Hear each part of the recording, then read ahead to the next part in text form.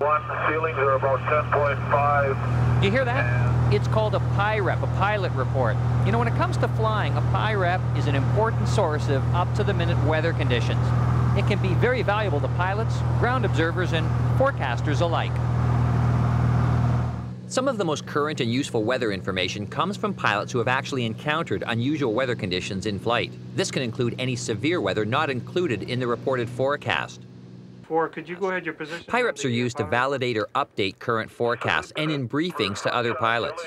In many parts of the country that are not covered by traditional weather observations, PIREPs may be the only information available on actual weather conditions. To make the best use of PIREPs, always check for them during your pre-flight planning. Conditions may have changed since the last published forecast, but PIREPs can give you a clearer idea of the location and severity of the weather ahead. En route, listen for PIREPs, usually on 126.7 megahertz, to get information on any weather conditions that may adversely affect your flight. Many pilots rely on PIREPs, so you should file one if you encounter unexpected weather during your flight. Good or bad, if the weather's not as forecasted, it's important to make a report. And it's easy to do. The process is outlined on the back of the Canada Flight Supplement.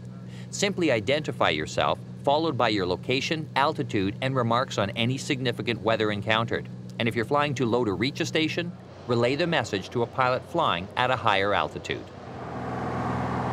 If you've ever benefited from the information contained in a PIREP, you know how important that they are to safe flight.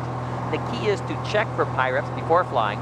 Stay tuned to 126.7 megahertz for any en route updates, and if you run into weather conditions that should be reported, don't be shy, file a PIREP.